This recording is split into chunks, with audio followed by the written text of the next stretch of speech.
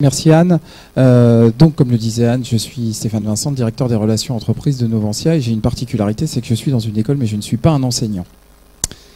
Cette particularité, c'est celle de faire vivre la réalité de nos entreprises et la réalité de nos étudiants ensemble. Pas toujours évident. Nos étudiants sont depuis, j'allais dire qu'ils sont en 6e, obnubilés par « il faut que tu aies ton bac ». Bon. Après, c'est qu'est-ce que tu fais? Ça, c'est vous qui travaillez tous les jours pour effectivement que ça se passe bien. Mais derrière, il y a les parents qui poussent en disant il faut absolument que tu fasses ci, il faut absolument que tu fasses ça. Nous, notre métier, c'est deux choses. Un, de respecter les individus avant tout pour ce qu'ils sont. Je crois qu'on n'est pas là pour les mettre au carré et leur proposer un fil de vie particulier. L'idée, c'est effectivement de respecter chacun dans ce qu'il est, mais en même temps de les informer sur la réalité du monde du travail. Alors, on a une grande chance. Vous avez vu, on est une école qui est à la fois très jeune et très vieille. Très vieille, pourquoi? 1863, c'est l'historique de notre maison. On a la chance d'avoir un bâtiment ici qui est de 1908, mais en même temps, on a un bâtiment qui est de 2011. Donc, on essaye de faire coexister le passé et le présent et bien évidemment l'avenir. La deuxième chose, c'est, je crois qu'on a une deuxième chance, c'est qu'on prépare aux 2 plus vieux métiers du monde. Alors, en général, quand je parle de plus vieux métiers du monde, ça fait toujours un peu sourire. Mais si on reprend l'historique du plus vieux métier du monde, c'est un petit peu d'entrepreneuriat et pas mal de commerce aussi. En tout état de cause, ça reste un métier qui sera un métier très ancien, un métier très actuel et un métier d'avenir. Pourquoi? Parce que cette notion de business développement, aujourd'hui les canaux ont changé, les méthodes ont changé, mais ce qu'on veut avant tout, c'est avoir des gens qui soient agiles et capables de s'adapter. Il faut rappeler que 20% des métiers actuels n'existaient pas il y a 10 ans. Donc ça veut dire qu'on doit avoir des gens qui ne sont pas formés pour un métier, mais qui sont formés pour des compétences qu'ils vont pouvoir continuer à utiliser et pour lesquelles une chose est sûre, tout changera. L'instabilité n'est pas quelque chose qu'ils doivent vivre comme une menace, mais vraiment aujourd'hui comme une opportunité, c'est-à-dire qu'ils doivent être agiles, ils doivent être forts, ils doivent avoir par contre des valeurs extrêmement fortes pour pouvoir vivre dans ce monde de la société. Alors ce matin, on vous a proposé un format qui était un peu différent. D'habitude, on arrivait et on vous proposait, je ne dirais pas une litanie, mais en tout cas une information précise, et on passait les uns derrière les autres. Et on s'est dit au final, qui mieux que nos étudiants peuvent parler de notre école? Donc on a souhaité vous proposer plutôt des témoignages d'étudiants. Donc dans une première partie, on aura la chance d'avoir nos étudiants qui sont particulièrement élégants aujourd'hui. Vous êtes toujours élégants, mais là, aujourd'hui, vous avez mis la barre assez haut. Bravo. La deuxième partie qu'on vous proposera, alors évidemment, vous pouvez poser des questions à tout moment. La deuxième partie, ce sera un speed networking avec toutes les parties de l'école où là, vous pourrez de manière très technique aller nous poser toutes les questions que vous avez sur l'école. Et puis la troisième partie, c'était de vous faire découvrir un élément qu'on cache toujours un petit peu, alors que c'est une réalité de notre maison, c'est nos étudiants sont avant tout des gens passionnés. Et je crois que c'est aussi pour ça qu'on les a recrutés. Et l'idée de l'école, c'est aussi de leur dire, vous avez une passion, continuez à la vivre dans l'école, quelle qu'elle soit autour du sport, qu'elle soit autour des arts, qu'elle soit autour de la musique, qu'elle soit autour de diverses choses. L'idée, c'est aussi d'offrir la possibilité aux gens de continuer à vivre leur passion dans l'école. Voilà. Mais sans plus attendre, je vais demander à certains de nos étudiants, donc je vais demander à Antoine et à Laura de me rejoindre sur scène. Sophie aussi, venez avec nous, parce que je sais sur quoi je vais vous interroger aussi. Vous pouvez les applaudir, ça va les motiver. Alors, ce qu'on va faire, c'est que je vais vous laisser le micro. Vous allez vous présenter, dire actuellement dans quelle formation vous êtes. Et puis ensuite, on reviendra sur un passage obligé que vous avez, mais qui est une vraie belle opportunité pour vous. C'est que quand on rentre à Novantia, tous les ans, on passe par l'entreprise. On va laisser peut-être la parole par Antoine aux filles. On va un peu de galanterie quand même.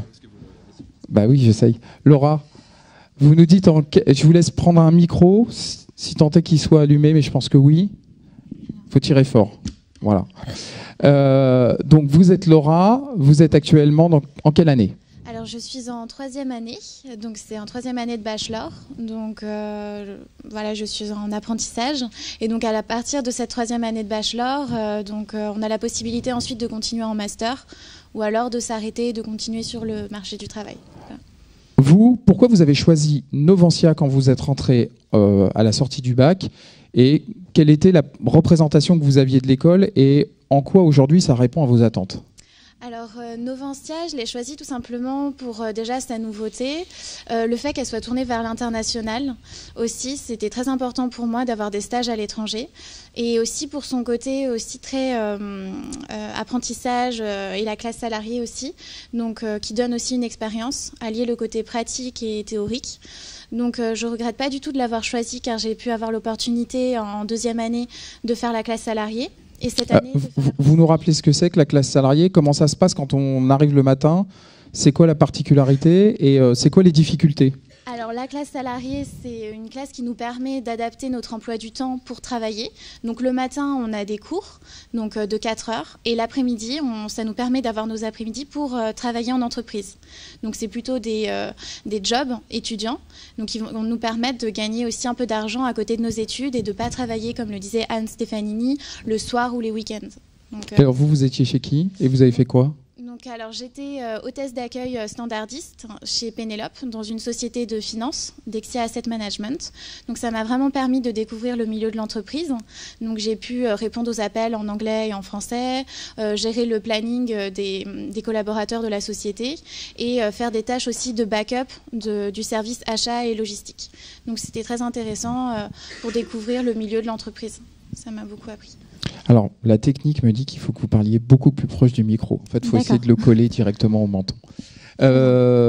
Aujourd'hui, cette première expérience qui était a priori un job, en quoi ça a mis en perspective les enseignements que vous avez tous les jours dans l'école? Est-ce que c'est complètement déconnecté ou est-ce qu'au final, vous vous dites « Ah ben non, mais ce qu'on m'apprend, en fait, c'est un élément qui va me permettre d'être un meilleur professionnel ». Non, justement, j'ai eu la réflexion, je me la suis faite, car en effet, tout ce qu'on voit à l'école, bon, certes, c'est sur des théories, mais après, tous les services de l'entreprise, on va les retrouver dans ce qu'on fait et on va faire des liens entre ce qu'on apprend à l'école et ce qu'on voit en entreprise. Certes, plus pratique, mais il y a vraiment un lien entre les deux qui nous permet de comprendre mieux les choses et de ne pas avoir tout à apprendre, en fait, sur le terrain. On connaît déjà des... Et aujourd'hui, vous êtes donc, vous l'avez dit, en apprentissage. Vous êtes dans quelle entreprise et qu'est-ce que vous y faites? Alors cette année, je suis donc en apprentissage dans la société Viséo. Donc c'est une société de services informatiques et digital. Et je suis dans le service communication, marketing et en même temps un peu commercial. Donc ça me permet de toucher à beaucoup de choses et de voir beaucoup de services dans un domaine très technique, mais ça permet de découvrir beaucoup de choses auxquelles on ne s'attend pas forcément. Par exemple? Donc oui, voilà, en fait, c'est vrai que l'informatique, de base, c'est quelque chose de très technique et pas forcément un domaine dans lequel je souhaite me spécialiser. Mais en fait, on remarque qu'il y a beaucoup de services et on arrive à voir ce qu'on a envie de faire et ce qu'on n'a pas envie de faire. Parce que dans ce type de société, il y a vraiment tout. Va y avoir de la communication, va y avoir du développement, va y avoir... et c'est là qu'on se rend compte et qu'on se pose les questions, est-ce que j'ai envie d'être là ou là? Et on se rend compte que tous les services sont les mêmes dans quasiment tous les domaines. Le service marketing, on va le retrouver dans tout domaine, donc ça m'apporte énormément de faire ce service-là qui est très répandu dans les autres sociétés aussi. On reviendra sur votre partie internationale, je vais quand même demander à Antoine, est-ce que quand vous étiez petit, vous vous êtes dit, quand je serai grand, je voudrais être stagiaire chez Locarchive, parce que c'est ce que vous avez fait? Pas exactement. Alors, simplement, puisque vous parlez de ma jeunesse, alors, bon, j'en suis encore dedans. C'est vrai que vous êtes très âgé, c'est vrai, vous avez raison. Non, effectivement, je me souviens avoir découvert cette vocation, on va dire, de commercial quand j'étais en 3e dans le stage d'observation, en rencontrant donc, une personne de ce service-là, service commercial, alors que j'étais entouré toute la semaine par des ingénieurs qui ont des compétences beaucoup plus axées sur la technique. Bon, il y a plusieurs choses à voir, mais en tout cas, voilà, cette vocation, elle a été découverte ici. Locarchive, ça a été une opportunité pour moi d'avoir une expérience professionnelle concluante et entouré de professionnels. Alors, vous êtes Antoine, vous êtes en quelle année aujourd'hui et racontez-nous un petit peu votre parcours au sein de l'école. Alors, donc je suis rentré à Novantia en première année, juste après le bac. J'ai effectué un baccalauréat ES. Je pense que c'était un bon choix de ma part de rentrer à Novantia, puisque voilà, je voulais avoir une dimension internationale dans mon parcours et qu'on me donne l'occasion, dès la sortie du bac, de pouvoir effectuer des projets, notamment des projets académiques, qui puissent déjà mettre en valeur le travail en équipe et également donc, appréhender d'une façon très concrète l'environnement économique et pouvoir vraiment rentrer dans le concret. Et je fais la distinction par rapport à la prépa qui est proposée dans les différents cursus d'école de commerce. Vous êtes en quelle année aujourd'hui? Pardon, je vous en prie. Je suis en Master 1, donc je suis passé par le concours passerelle interne, donc pour poursuivre mon cursus, et j'ai décidé de me spécialiser en développement commercial et achat, donc la majeure de spécialisation du Master de Novancier. Depuis que vous êtes rentré, donc ça fait maintenant votre 4e année, mais ça fait donc 3 ans effectifs dans l'école. Oui. Tous les ans, vous êtes passé par une entreprise. Est-ce que vous pouvez me décrire chaque entreprise et qu'est-ce qu'elle vous a apporté par rapport à votre cursus? Alors, je vais essayer d'être assez concis parce que ça fait beaucoup de choses. Alors effectivement, en première année, donc j'ai eu l'opportunité de partir à l'international, effectuer une mission de 2 mois en Italie. Ça a été une expérience très enrichissante. J'ai travaillé donc 2 mois dans un hôtel en tant que serveur et barman. Voilà, c'était une expérience humaine à la fois et professionnellement enrichissante, puisque j'ai pu aborder différents axes, notamment donc le travail d'équipe, l'altruisme, toutes les valeurs qui accompagnent cela. En 2e année, j'ai eu l'opportunité d'effectuer mon stage dans une entreprise internationale qui est spécialisée dans l'industrie chimique, mais qui a également des segments, des divisions concentrées sur l'environnement, sur les solutions environnementales. Donc c'était l'objet de ma mission. Et en 3e année, donc encore un stage toujours centré sur un contexte business to business, donc qui m'a permis également donc chez Locarchive d'aborder des différentes missions, notamment donc sur le commerce, le marketing, un petit peu l'événementiel, puisque j'ai participé aux invitations à l'inauguration d'un site d'archivage. Alors, Locarchive est spécialisé dans la prestation de services pour l'externalisation des archives, du processus d'archivage et également de conseils pour cette démarche. Est-ce que dans tout ce que vous avez vécu, et l'un et l'autre pour l'instant, et vous Laura et vous Antoine, vous avez appris ce que vous n'aimiez pas faire et ce que vous ne vouliez pas faire dans l'entreprise? Parce que souvent, on a l'impression que l'entreprise va vous proposer une vision de ce que vous voulez faire, mais est-ce que ça vous a aussi beaucoup appris sur ce que vous ne vouliez pas faire? Sur ce que je ne voulais pas faire, mes 2 derniers stages se sont déroulés, donc ont pris place dans le département des ventes, et bon, alors certainement, ça a été mon souhait d'effectuer ces 2 stages dans ces départements-là, et c'est dans ces départements que je me projette pour mon projet. Maintenant, peut-être le marketing dans sa globalité, c'est quelque chose qui pourrait moins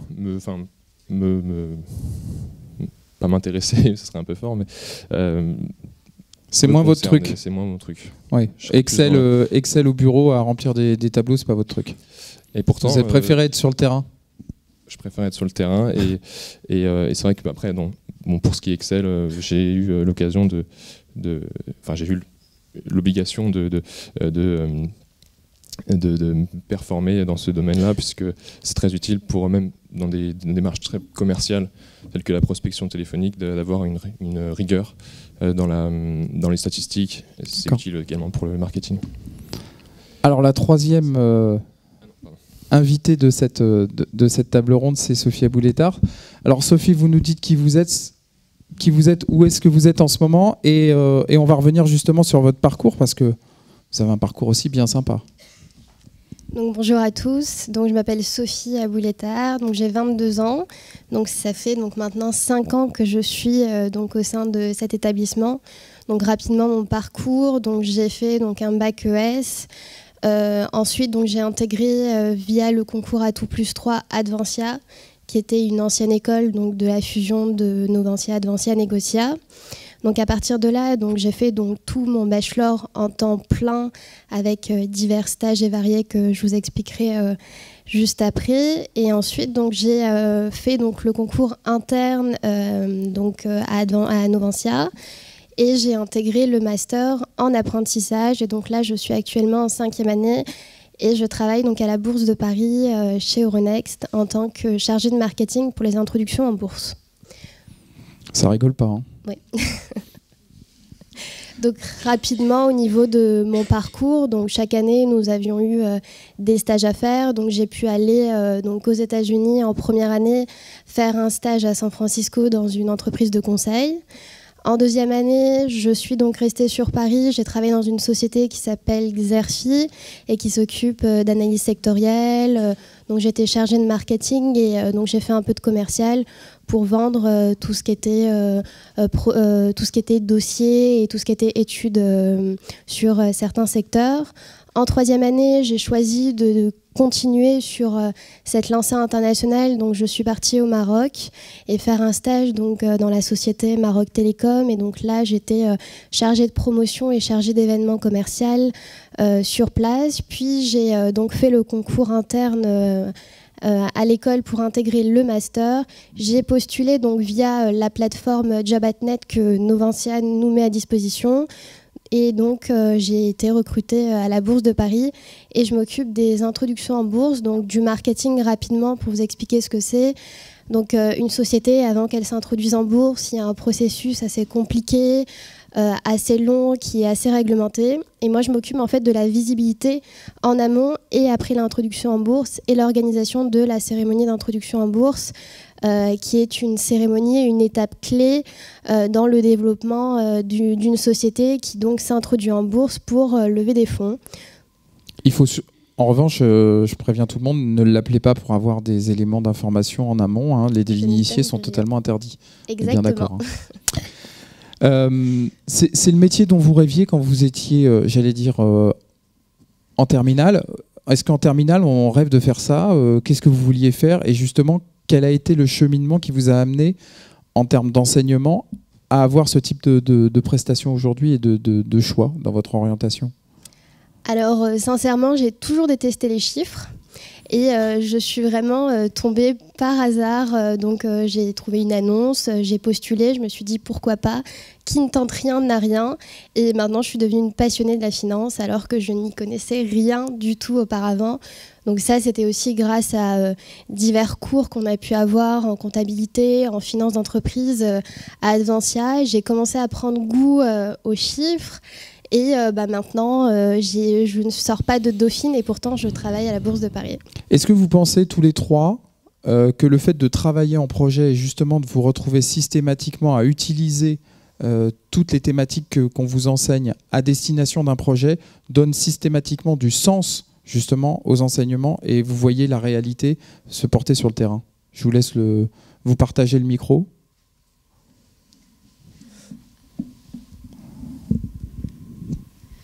Oui, tout à fait. Les projets de groupe, ça nous aide vraiment à nous donner une certaine réalité sur le marché du travail et dans nos entreprises. Et par exemple, c'est vrai que là, elle a fait des cours de finance qui lui ont donné une certaine idée de ce que c'était. Au final, on se fait parfois de mauvaises idées sur des matières. Pour ma part, c'est vrai que je ne suis pas trop chiffre non plus, mais j'arrive à m'en sortir. Mais c'est vrai que pour mes projets, je vois que je suis plus intéressée aussi vers de la création de valeur. En fait, je remarque que je me tourne plus vers des métiers de création. J'aime beaucoup les métiers de communication où on va apporter quelque chose à l'entreprise, le métier de commercial aussi, car c'est quelque chose où on va apporter de la clientèle, où on va apporter une valeur, et la communication aussi parce qu'on va créer des visuels, on va créer des événements qui vont apporter en fait. J'ai besoin de me sentir utile dans l'entreprise et c'est vrai que tout ce qui est utilisation juste de saisie de données ou d'Excel, ça va moins m'intéresser parce que je vais moins avoir l'envie de m'investir et d'apporter quelque chose de personnel. Et ça, dans les projets de groupe, c'est ça que j'aime beaucoup à Novantia, c'est que ça nous permet de travailler avec des personnes très différentes, d'apporter des choses vraiment différentes. Il va y avoir des personnes qui vont se spécialiser, par exemple, dans un groupe, dans tout ce qui est les chiffres, et la comptabilité, et d'autres qui vont se spécialiser sur les visuels ou sur la partie commerciale. Et c'est ça qui est intéressant dans les projets de groupe, c'est qu'on va se tourner vers la partie à faire qui nous intéresse le plus, et ça nous apprend beaucoup dans l'entreprise aussi. Merci. La matinée va avancer, donc on va passer effectivement à une autre partie de table ronde. Je vais quand même demander à... Elle est où? Ah ben elle est là. Karine Charles-Morat, de prendre la parole. Karine est en charge de l'accompagnement des étudiants sur la partie apprentissage et stage. Alors, comme vous le voyez, ça a l'air facile. Malgré tout, pour y arriver, on a quand même un accompagnement qui est proposé auprès de nos étudiants. Karine, je vous laisse le micro. Merci. Bonjour à tous. Donc effectivement, nos étudiants sont accompagnés par toute une équipe. Donc je pense qu'il va se présenter également par la suite. Donc pour ma part, je suis plus particulièrement en charge de l'accompagnement des étudiants sur la partie apprentissage, puisque comme on l'indiquait, c'est vraiment quelque chose qui est très développé au sein de l'école, et des stages en France. Donc pour ce faire, on s'appuie sur un certain nombre de choses. Donc déjà, l'accompagnement commence par aider les étudiants sur leur CV, leur lettre de motivation, et éventuellement même les entraîner sur des simulations d'entretien, puisque certains d'entre eux ne sont pas tous à l'aise dans cet exercice, qui est tout à fait compréhensible quand on est jeune et parfois presque sorti du bac. Donc c'est vraiment pour nous une mission de leur donner les bons outils pour démarrer au sein des entreprises dans de bonnes conditions. Donc pour cela, tout à l'heure, Laura en parlait. Non, c'est excusez-moi, c'est Sophie. Et puis également Antoine, qui ont trouvé des stages ou de l'apprentissage, tout dépend des cas, via une plateforme qui existe au sein de Novantia et qui est assez innovante. On a cette particularité d'avoir un outil qui s'appelle Job@net, qui est en fait un outil, on va dire, de rencontre, on pourrait dire, si j'ose dire ainsi, entre les offres entreprises et la recherche de nos étudiants. Donc c'est une plateforme qui est disponible directement pour les étudiants via leur extranet. Ils peuvent se connecter sur cet outil, déposer leur CV. Donc on est là justement pour les aider à mettre un CV qui soit le plus sexy, voilà, on va dire comme ça, possible pour donner envie aux entreprises de les rencontrer. Cet outil aussi est accessible du côté des entreprises, donc déjà pour déposer leurs offres et également pour qu'ils puissent consulter justement la CVTech de nos étudiants. Donc c'est vraiment efficace des deux côtés, et c'est vraiment, moi je considère que c'est vraiment une chance pour nos étudiants d'avoir cet outil-là. Donc peut-être qu'Antoine peut dire voilà ce qui. Alors on a une nouvelle plateforme, elle vient d'évoluer, donc je sais qu'Antoine n'a pas encore eu l'occasion de la découvrir dans sa nouvelle version. Elle est encore plus sexy qu'avant. Mais voilà, il avait trouvé son stage sur Job@net. Oui, effectivement, j'avais omis de préciser cela.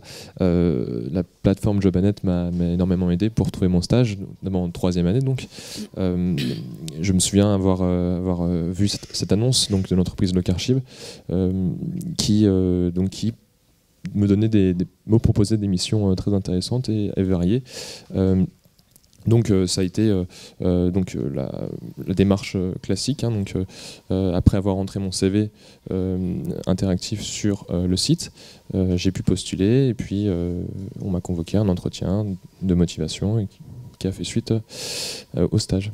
Voilà, donc vous aviez postulé directement via le site Job@net. Tout à fait. Voilà. Donc il est possible de postuler directement en ligne. Donc ce sont donc des offres qui ont l'avantage d'être vraiment destinées à l'école. Donc dans la version justement toute nouvelle, les entreprises peuvent sélectionner en fonction de leurs besoins la période de stage liée au calendrier des stages que nous proposons, également la filière donc de nos étudiants qu'elles souhaitent.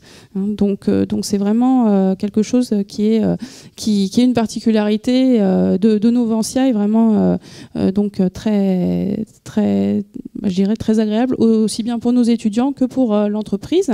Ensuite, moi ma mission c'est également d'accompagner plus sur le dispositif, on va dire apprentissage lié à la réglementation, parce que dans l'apprentissage mais aussi dans les stages, mais plus particulièrement quand même sur le volet apprentissage, il y a tout un dispositif qui est très particulier avec un certain nombre de je dirais d'avantages que les étudiants doivent connaître pour les présenter à l'entreprise, et puis également qu'ils connaissent tout le côté un petit peu réglementaire juridique pour être à l'aise sur cette question-là, encore une fois, en entretien, et qu'ils sachent dans quoi ils s'engagent, puisque l'apprentissage c'est à la fois donc des devoirs et aussi donc des avantages, hein, mais il faut qu'un étudiant en soit tout à fait conscient avant de s'engager dans cette voie-là. Voilà, donc je dirais que pour ma part, est-ce que vous avez des questions sur éventuellement ce que je viens de... Oui, je vous écoute. On va passer hop, comme ça, on en profite tous. Bonjour, Esmeralda Lagacé, économiste. Le vivier des entreprises que vous mettez en contact avec vos étudiants vient de la Chambre de commerce et d'industrie ou du réseau d'anciens, ou bien c'est des entreprises que vous démarchez vous-même? Alors il y a tout, hein, je dirais, il y a des entreprises donc, qui sont partenaires de l'école, puisqu'on a un service direction des relations entreprises et partenariats, qui a pour mission justement d'élaborer effectivement des partenariats et des relations privilégiées avec certaines entreprises. Après, la plateforme est ouverte à n'importe quelle entreprise qui souhaite déposer une offre de stage à Noventia. L'entreprise se connecte directement sur le site de Noventia, crée son compte et peut déposer son offre. Voilà. Alors, pour répondre un petit peu plus précisément par rapport à votre question, oui, beaucoup d'écoles beaucoup d'entreprises qui sont ressortissantes de la Chambre de commerce et d'industrie de Paris. Il faut savoir qu'on est une des écoles qui travaillent le plus avec les TPE-PME. Pourquoi ? Parce qu'on part aussi d'un constat très simple, c'est qu'aujourd'hui, qui crée l'emploi en région parisienne et en France ? Il n'y a pas que les grands groupes. Je vais essayer de faire une réponse à peu près polie. Et la deuxième chose, c'est qu'il y a un très très fort approche d'enseignement quand on travaille dans une TPE-PME, parce qu'on a la chance de travailler avec le dirigeant. On travaille dans une réalité de l'entreprise. Moi, j'ai pour habitude de dire, alors c'est peut-être un petit peu caricatural, qu'un étudiant qui sort de chez nous, il sait faire 3 choses. La première chose, c'est qu'il sait aller chez les clients pour les écouter, pour leur proposer de manière durable une solution de travail qui va répondre à son besoin. Première chose. La deuxième chose, c'est qu'il est capable d'échanger avec le dirigeant de l'entreprise pour orienter la stratégie et pour répondre à une problématique de durabilité de la boîte. La troisième chose, c'est qu'il n'a pas peur de vider la poubelle le soir. Alors j'exagère un peu dans mon propos, mais aujourd'hui, c'est ce qui fait vraiment tilt quand on parle à des chefs d'entreprise, parce qu'ils nous disent, nous, on a trop de gens qui viennent avec un bac+5, qui viennent juste pour nous apprendre à travailler alors que ça fait juste 20 ans qu'on est dans une boîte et qu'on sait à peu près ce qu'on a à faire. Donc ils nous disent, nous ce qu'on aime bien, c'est des gens qui soient dynamiques, qui comprennent ce qu'on veut, mais qui ont aussi une forme d'humilité à la réalité de l'entreprise et qui n'ont pas peur de faire un café, qui n'ont pas peur de faire une photocopie et qui n'ont pas peur. Voilà. Après, on ne leur demande pas que faire des cafés, des photocopies, de vider la poubelle. Donc on travaille avec tout type d'entreprise, mais ce qu'on essaye de dire à nos étudiants, et je crois qu'ils ne vont pas me démentir, c'est que l'école, elle n'est pas là pour vous donner du poisson, elle est là pour vous apprendre à pêcher. C'est-à-dire que nous, notre objectif, c'est pas de faire du clientélisme vis-à-vis des étudiants et des parents, c'est avant tout de faire qu'on ait des gens qui soient autonomes à la sortie. Nous, ce qui est important, c'est qu'ils aient un boulot. Anthony, vous ne me démentirez pas après, hein, mais c'est d'essayer de trouver un dispositif dans lequel ils ont un boulot, dans lequel ils sont eux-mêmes, dans lequel ils sont très heureux de se lever le matin pour y aller et dans lequel ils gagnent correctement leur vie. Pas qu'ils soient richissimes, qu'ils gagnent correctement leur vie. Voilà.